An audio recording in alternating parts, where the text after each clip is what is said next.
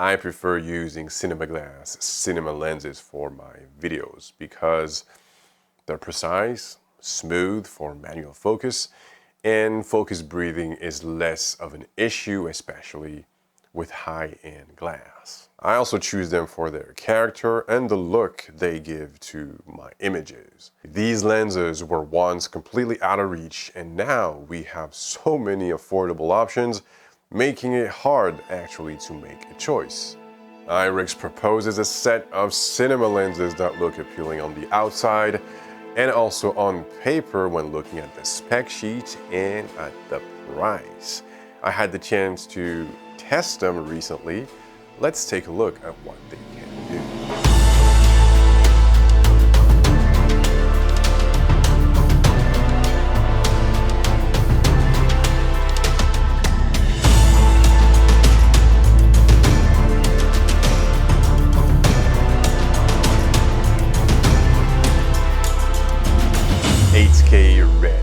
That's what they say. I had with me the 15mm T2.6, 21mm T1.5, and 45mm T1.5.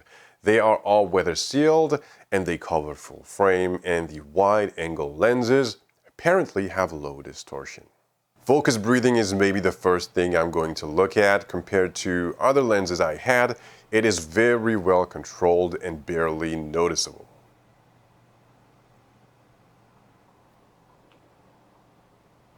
All three lenses are fairly compact and lightweight, which makes them great for handheld or gimbal work. They are available in 7 different mounts. I chose the PL versions. Given their price, I was surprised to see that most of these lenses were T1.5 lenses. The focus throw is set to be 180 degrees. I wish it was a bit more, but that's a personal preference. Since they are compact and lightweight, I wanted to test them on a mirrorless system, so I mounted them on the XH2S. I even went further and mounted them on the GFX100S.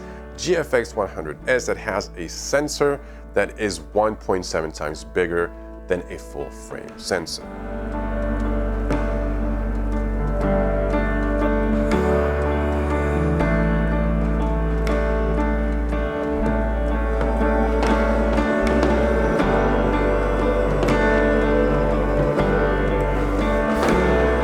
They are a good first step into cinema lenses, and I feel they can take a beating on sets and will deliver in many situations because of how versatile they are.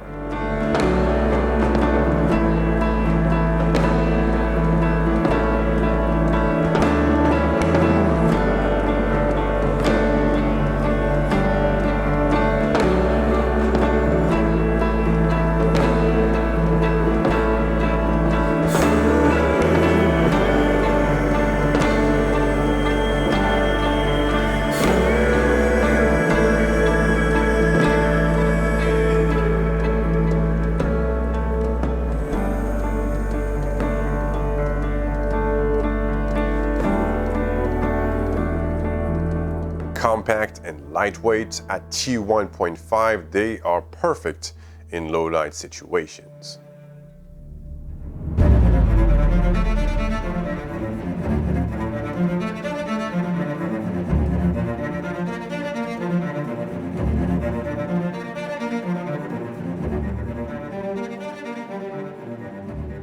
For lenses that sell in France at the time of this video, around 1,200 euros, I believe it's a steal, given their characteristics and performance. If you are looking for cinema lenses, affordable cinema lenses, you should take a look at these.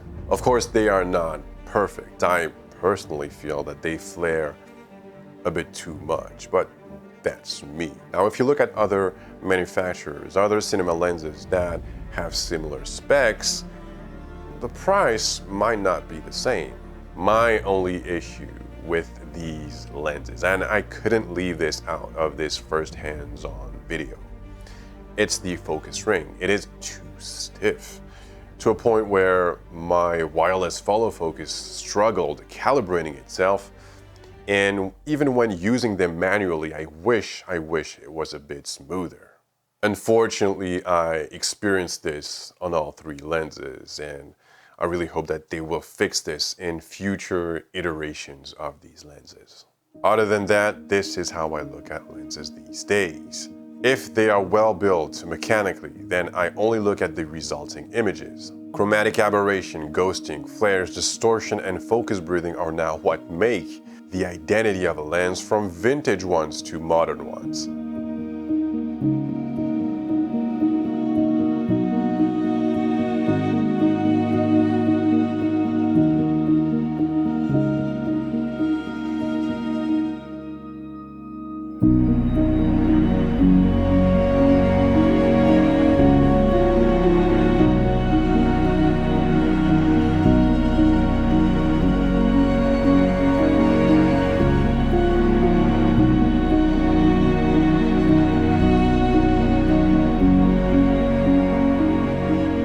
And that's why we love vintage glass so much, because of their characteristics, their flaws that we will embrace because they provide a certain feel, and that's what makes them unique. So it all comes down to your project, most importantly, the story you want to tell, the image that will better fit your story, the lenses that will help you create your film. Huge thanks to IRIX for providing these lenses and letting me play with them. If you are on the quest trying to find the perfect lenses for your project, check out their website. They propose lenses for photographers and filmmakers. The Tango video will be available on my second channel in a few days, so be sure to check that out. I guess that is it, and that I will catch you in the next one. Until then, take care, and please have a good one.